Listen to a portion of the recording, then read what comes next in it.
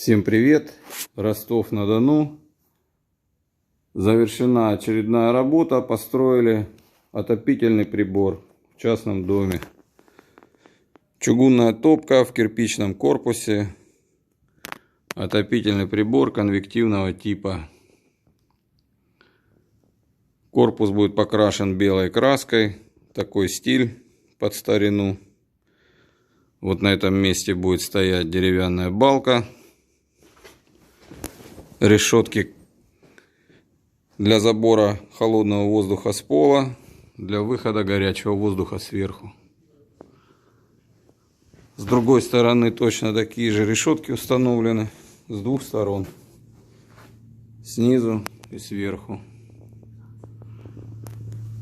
Здесь оборудовано вот такое место для приточной вентиляции, отверстие 12 сантиметров будет подниматься пол.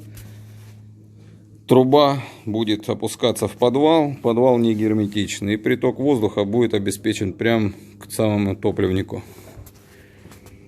Чугунная топка со стеклянной дверкой. Вот такая работа.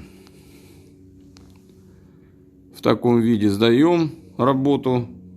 Прибор работает, подключен.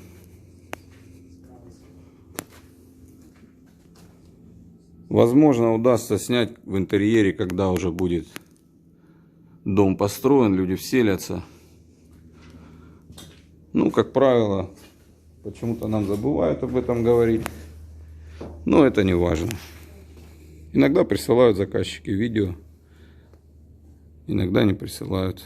Но в данном случае сейчас даем работу в таком виде. Сейчас затопим, посмотрим, как все это будет работать. Всем добра. Звоните, пишите. Приедем, построим. Камин растопили. Все работает.